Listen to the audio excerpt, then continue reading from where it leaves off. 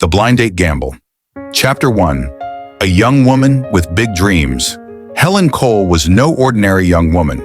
At just 24, she had carved out a name for herself as a thriving entrepreneur in Freetown, Sierra Leone.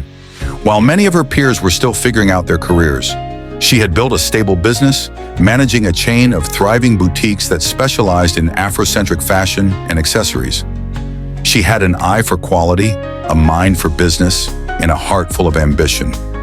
Her journey into entrepreneurship had started from humble beginnings. Raised by her mother, a retired nurse, Helen had spent her childhood helping with their small family shop. Her mother, Mrs. Cole, had given birth to Helen at an older age after years of struggling with infertility. When her husband passed away from a terminal illness, leaving her a widow with a young child, she had no choice but to pour all her energy into raising and providing for Helen. Despite the loss of her father at a young age, Helen had grown up with a strong will and determination. She had seen the struggles her mother faced and had vowed to make a difference in both their lives.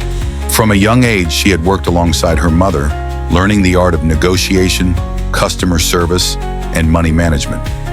By the time she turned 15, she had already begun handling major responsibilities in the shop.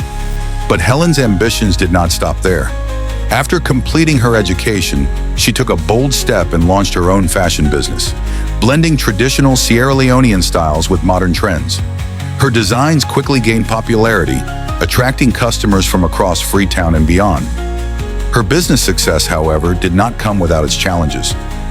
Many of the men who showed interest in her saw her financial independence as either intimidating or an opportunity to benefit from her hard work. She had encountered several men who were charming at first but revealed their true intentions soon after. Helen was tired of unserious relationships. She wanted something real. Chapter 2. A Birthday Realization. On the evening of her 24th birthday, Helen and her mother sat on their cozy veranda, sipping chilled ginger juice as they watched the sunset over Freetown. The gentle sea breeze carried the scent of fresh rain, and the city's lively sounds echoed in the distance. "Mom," Helen said, setting down her glass, "I think it's time I got married." Her mother nearly choked on her drink. She turned to her daughter with a surprised expression. "What did you just say?" "I'm serious," Helen said, a determined look in her eyes. Her mother studied her for a moment before sighing. "You're young, my dear. Why the rush? Are you sure about this?" "Yes, Mama. I've worked hard, built something for myself, and I feel ready. I don't want to wait until I'm older and regret not starting a family sooner." Mrs. Cole took a deep breath. "Well, what about all those young men who come around? You mean to tell me none of them is worth considering?" Helen chuckled. "Oh, those ones. They just want to have fun. None of them is serious about settling down." Her mother sighed again. "Well, I suppose I can't blame you for wanting a real man. But marriage isn't something to rush into, my dear. Are you sure you're ready for the responsibility?" Helen nodded firmly. "I know what I want, Mom. I want someone who values me for who I am, not just for what I have.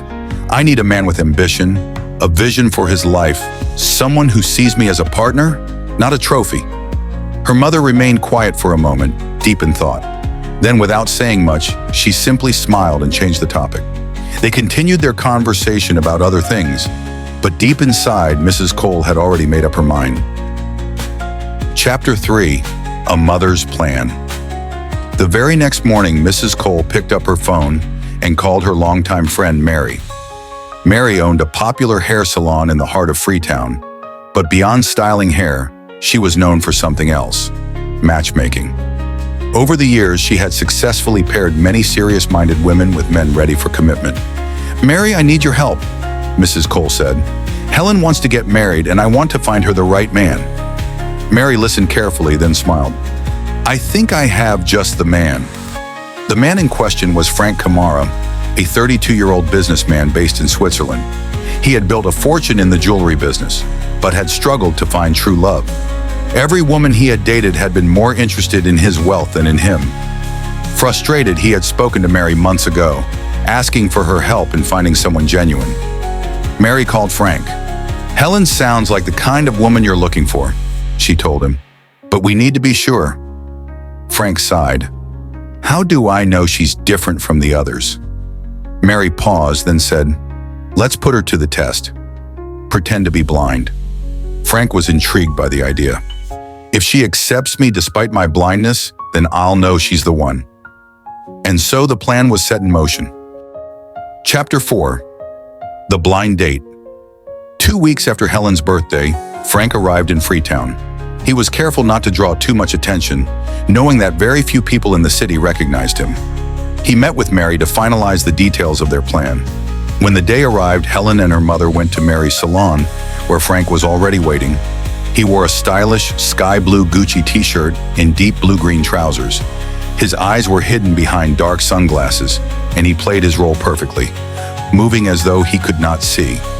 Mary introduced them. "Helen, meet Frank. Frank, meet Helen." They exchanged pleasantries, and soon the conversation flowed smoothly. Frank asked about her work, her ambitions, and her thoughts on life. Helen, in turn, asked about his background. When he told her he was from Bincolo, she tested his knowledge of the town. "Tell me about it," Helen pressed, wanting to assess his connection to his roots. She valued a strong sense of national identity and was often frustrated by those who seemed disconnected from their heritage. Frank's response was immediate and detailed. Bincolo is a rural town in the Bombali district of Sierra Leone's northern province. The 2004 census estimated its population at around 13,867, mostly Limba people. It's actually the birthplace of Sierra Leone's second president, Joseph Saidu Momo. It's about 147 kilometers, 92 miles east of Freetown, a 3 to 4 hour drive depending on the roads. Unfortunately, it's faced challenges like the severe flooding in January 2020, which cut off the town. But it's a place with a rich traditional Sierra Leonean culture, local markets, and beautiful natural surroundings. Helen was astounded. She spontaneously applauded, delighted to have met someone so knowledgeable and passionate about their homeland. She was surprised. He gave an incredibly detailed description. "You really know your hometown," she said, clearly impressed. "I love where I come from," Frank replied. The conversation continued, and Helen found herself drawn to Frank. He was intelligent, kind, and seemed genuinely interested in her. Then he dropped the bombshell. "I have to tell you something," he said. "I am blind." Helen blinked, looking at Mary for confirmation. Mary said nothing. Frank hesitated, then added, "Would you still consider me?" There was a long pause before Helen spoke. "Blindness is not an obstacle for me. As long as you're hardworking and kind, I'm willing to give this a try." Frank was stunned. The test had worked. Chapter 5. The Test of Sincerity. Frank could hardly believe what he had just heard. He had spent years doubting women's intentions. Yet here was Helen, a successful and intelligent young woman, willing to give a supposedly blind man a chance. "You're really okay with it?" he asked, his voice low, testing her resolve. Helen nodded. "Yes, as long as you are a man of integrity and you can work, I don't see why blindness should stop me from giving this a chance." Mary, who had been quietly observing the exchange, suppressed a smile. She had expected Helen to be kind, but this level of sincerity even surprised her. Frank hesitated, then reached for Helen's hand. "May I?"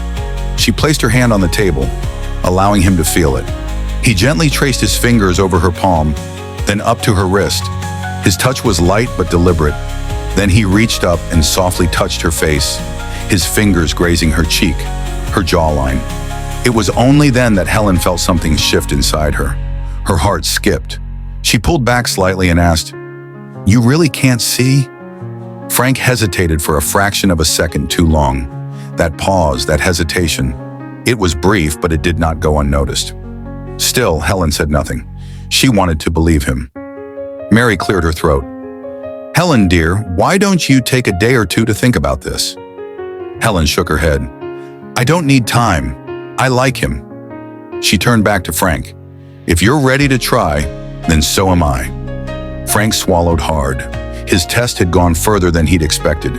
He had only wanted to see if she was different from the women he had met before, but now, faced with her kindness, her honesty, and her acceptance, he felt something unexpected. Chapter 6. The Truth Unfolds. The next day, Frank and Mary met again in her salon. He was restless. I have to tell her the truth, he admitted. She's too genuine for me to keep lying to her. Mary agreed. But be ready, she might not take it well.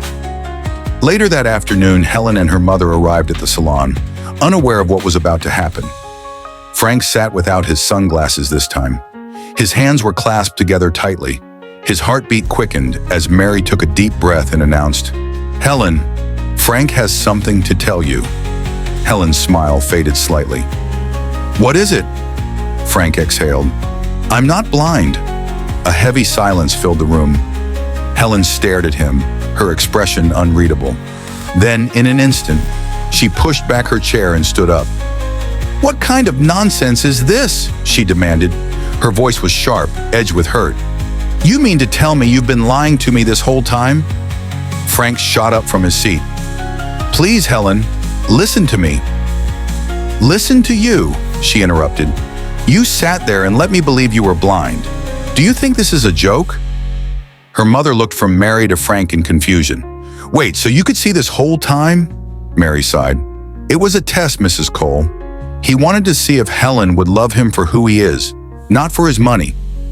Helen's chest rose and fell as she tried to process everything. She turned to Frank. "And you thought deception was the best way to find out?" Frank took a deep breath. "Helen, please. I have been hurt so many times. Women only see my wealth. I wanted to be sure you were different." Helen shook her head. "You could have just been honest with me from the start."